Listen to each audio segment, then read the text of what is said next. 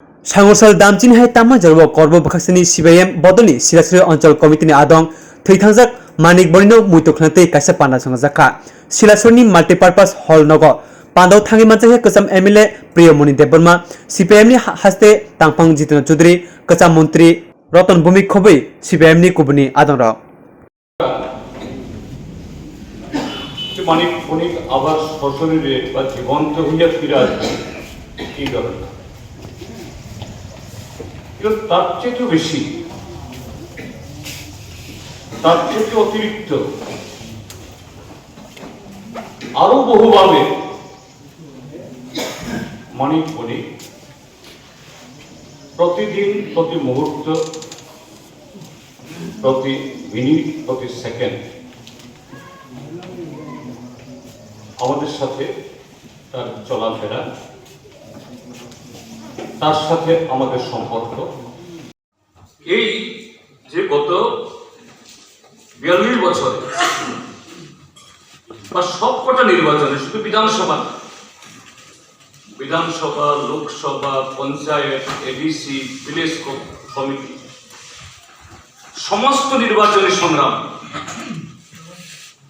Comrade মানিক বণিক অত্যন্ত সাহসী অত্যন্ত যে বুদ্ধিমত্তার সাথে এখানে সেনাপতি দায়িত্ব পালন করছে এই একটা গোটা এই শিলাচর এলাকায় একটা লোকাল কমিটির অধীনে ছিল সাধারণ পার্টির সদস্য হিসাবে মহকুমা সম্পাদক মন্ডলীতে আমার দায়িত্ব ছিল এখানে আসা এখানে আসতাম তার সাথে কাপতলি হোক বা কোরা কাপা বগাচতর শুকনাছড়ি হাইমারা বড়দি যেখানে গেছে সে থাকতো আমি অভাবিত আমি সাবরুমের অন্য জায়গাতেও কমরেডদের বলতাম এবং অন্য জায়গাতেও বলি শুধু সাবরুম না অন্যখানেও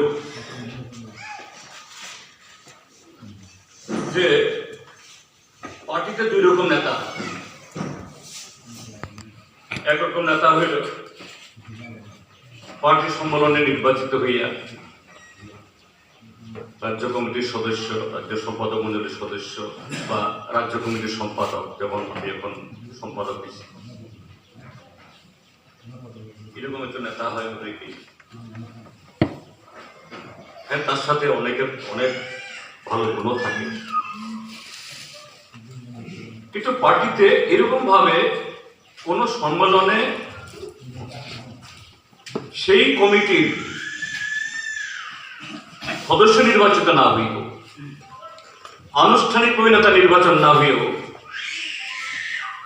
আর এক ধরনের নেতাও তৈরি হয় এরা শুধু পার্টি নেতা না এরা মানুষের নেতা আমি ঠিক জননেতাটা দিলাম না মানুষের নেতা আমি মনে করি এই ক্যাটাগরির মধ্যে অনেকে আছে তার মধ্যে অন্যতম কমরেড মানিক বণিক কেন কথাটা আমি করতেছি কারণ আমি দেখি এটা বগাচতলি হোক আর কাপতলি শুকনাছড়ি হোক আর বড়বিল মানিক যে জায়গাতেই যাইত মানে সেখানকার লোককে চিনত নামে ওই দাদা কাকা কাকা বুঝি আর মানুষও তাকে ডাকতো কেউ মানি বাবু মানিক আমি খুব কম দেখি এমনকি মাঝে মধ্যে আমি মানিকের সাথে নিজের তুলনা করি আমি তো মানিকের যেতে বয়সেও বড় পার্টির পদেও বড় কিন্তু আমি এরকম ভাবে একেবারে এত মানুষের আমি নামে চেহারায় আমি চিনি হয়তো মানুষ আমার চিনে কিন্তু কমরেড মানিককে একেবারে বগাচতলের সেই গুঞ্জালিঙ্গা পাড়ার মানুষও বা শুকনাছড়ির কোন একজন মহিলা কোন একজন বয়স্ক লোক যেভাবে ওই মানিক ওই মানিটা আমাকে কিন্তু এইভাবে ডাকতে সাহস করে না। পার্টির রাজ্য সম্পাদক কমরেড জিতেন্দ্র জেঠু, কমরেড রতন জেঠু সহ এই স্মরণ সভায় যারা উপস্থিত হয়েছেন সকলকে আমি সংগ্রামে অভিনন্দন জানাই। আমার বাবু যতদিন বেঁচে ছিল অন্তপক্ষে এটা দেখতাম যে কোনো মিটিং, বাবু সুস্থ আছে, কোনো মিটিং মিস দিত না।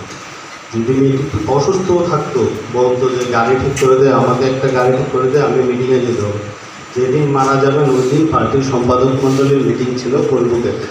ওই দিনও আমাকে 2 দিন আগে বলেছিল যে একটা গাড়ি ঠিক করার জন্য তোর প্রিয় মানে একটু বলেছিল গাড়ির টাকা দেবে।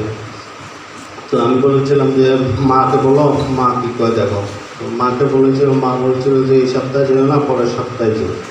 তারপরেও বলছিল যে তোর গোয়াকে ফোন কর, গোয়াকে নিয়ে যাবে আমাকে, অনেকবার বলেছিল। তারপরেও বাবু শেষবারের মতন মিটিংটাই উপস্থিত থাকতে পারে। বাবু যতদিন বেঁচে ছিল অন্তপক্ষে মিটিং মিস দিত না। যখন এই বাজারে যেত আমাদের একটা টেনশন থাকতো যে কোনো অ্যাটাক আসে না, কোনো কিছু আছে, শুধু পার্টিটার সামনে গেলেই চেয়ারটা নিয়ে বসে থাকতো, একলা হলেও বসে থাকতো চেয়ারটা নিয়ে।